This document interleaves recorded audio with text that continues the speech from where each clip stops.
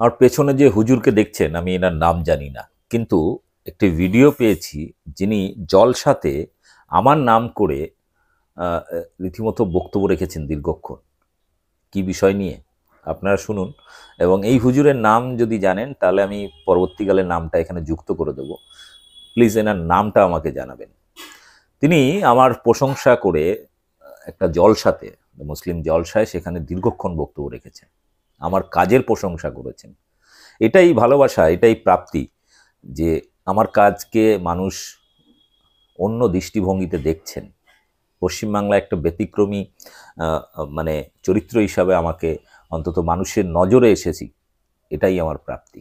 দেখুন হুজুর কি বলছেন, তার সম্পূর্ণ বক্তব্য। এই ভিডিওটি তারই কোনো একজন ভক্ত পাঠিয়েছিলেন আমাকে, কিন্তু ওনার নামটা জানা হয়নি। আপনাদের যদি জানা থাকে তাহলে নামটা কমেন্ট বক্সে লিখবেন, আমি পরবর্তীকালে থাম্বনেলে যুক্ত করে দেবো। শুনুন কি বলছেন এবং ব্যাপক শেয়ার করুন। আমাদের একজন সাংবাদিক দাদা ভাই আছে, সাংবাদিক দাদা ভাই, তিনি গডি মিডিয়া নয়, তার নাম হলো দীপক ব্যাপারী। কি নাম বললাম? দীপক ব্যাপারী। ও চ্যানেলের নাম হলো বং নিউজ বাংলা, চ্যানেলের নাম। কলকাতাতে ভদ্রলোকের বাড়ি। উনি দেখবেন মাঝে মধ্যে না প্রায়শই সত্য খবরটা উনি তুলে ধরে। জানেন কিছুদিন আগে মুর্শিদাবাদের স্যার জমিনে একটা মাদ্রাসার মৌলভী সাহেবকে ধরে কোনরকম বেকায়দায় বলল মাদ্রাসায় জঙ্গি তৈরি হয়। গোটা পশ্চিম বাংলায় যত মাদ্রাসা আছে, ওয়ান ক্যামেরা এতগুলো মানুষের সামনে দায়িত্ব নিয়ে বলতে পারি একজন ইসলামের খাদেম হিসাবে, কোরআনের ছাত্র হিসাবে, একটা মাদ্রাসা থেকে আপনারা এতগুলো মানুষ আসছেন, বিভিন্ন জীবনের সময় বিভিন্ন মাদ্রাসায় সফর করেছেন, বড় বড় মাদ্রাসায় গেছেন, মাদ্রাসার বাথরুম থেকে, হোস্টেল রুম থেকে মদের বোতল পাওয়া তো দূরের কথা, কোনদিনের জন্য আপনারা কোশ্চিন কালে একটা সিগারেট কিংবা বিড়ির প্যাকেট পেয়েছেন? এই যারা বলেন দেখেছে না। যারা বলে মাদ্রাসায় জঙ্গি তৈরি হয়, তাদের চোখে আঙুল দিয়ে ভিডিওগুলো দেখিয়ে বলে দেবেন যে মাদ্রাসায় জঙ্গি তৈরি হয়। আমাদের একজন সাংবাদিক দাদা ভাই আছে, সাংবাদিক দাদা ভাই, তিনি গডি মিডিয়া নয়, তার নাম হলো দীপক ব্যাপারী। কি নাম বললাম? দীপক ব্যাপারী। ও চ্যানেলের নাম হলো বং নিউজ বাংলা, চ্যানেলের নাম। কলকাতাতে ভদ্রলোকের বাড়ি। উনি দেখবেন মাঝে মধ্যে না প্রায়শই সত্য খবরটা উনি তুলে ধরেন। উনি নিজে মাদ্রাসা পরিদর্শনে গেলেন একজন সাংবাদিক হিসাবে। আজ মনে রাখবেন, এই যে মানুষে মানুষে ভেদাভেদ, হিন্দু মুসলিমের ভ্রাতৃত্ব নষ্ট, সাম্প্রদায়িক বিস্ফাপ যারা ছড়াচ্ছে, একদল মিডিয়াদের কারণে, একদল ভুল নিউজ খবর করার কারণে, আমার মতো বক্তা যখন মাইকে মুখ লাগিয়ে বক্তব্য করতে করতে তাদের অন্যায়ের প্রতিবাদ যখন প্রতিহত করছে, তখন বলছে কি জানে? বলে ও তো জঙ্গিবাদের কথা বলছে, দেখো জঙ্গির সঙ্গে না যোগ আছে। ভাই এমনি করে আমাদের আজ জবানকে টিপে ধরা হচ্ছে, গলাকে বন্ধ করা হচ্ছে। আমি আজকে মাইকে কথা বলছি, ওই যে আরামবাগ টিভি বলে একজন আছে, শফিকুল ইসলাম, ওনার একটা বক্তব্য দেখছিলাম।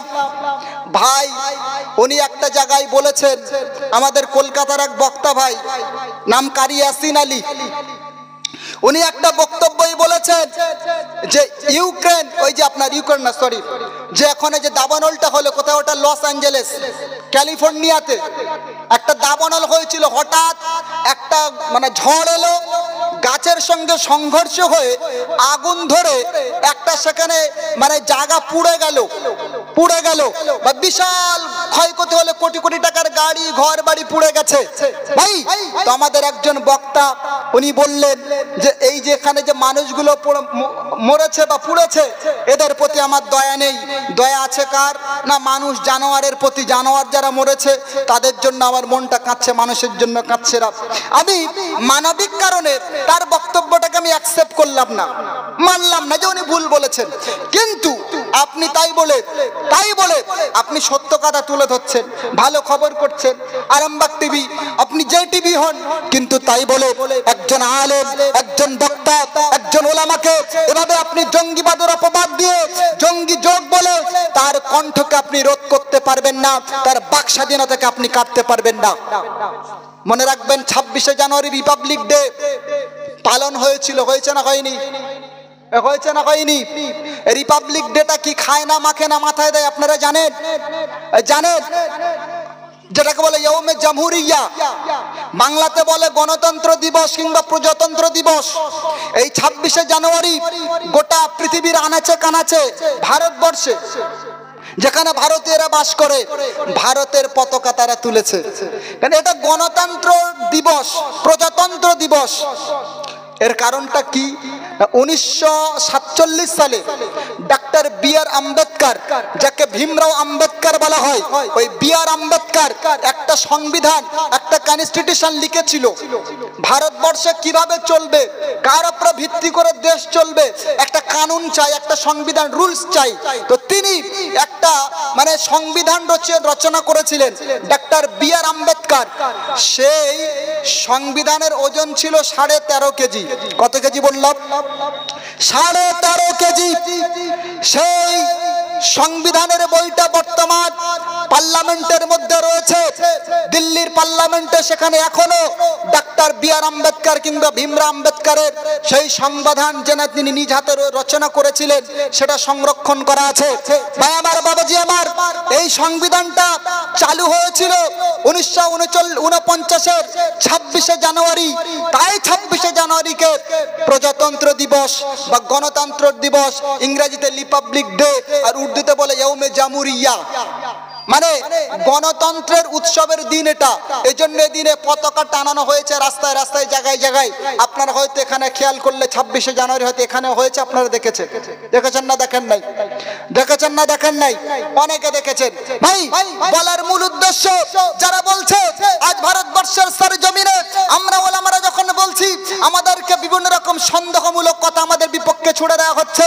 বলছে কোরআনটা জঙ্গিবাদের একটা বই, কোরআন জঙ্গিবাদের একটা গ্রন্থ, জঙ্গিবাদিত্ব কোরআন শেখায়, এই তথ্য তারা শেয়ার করছে।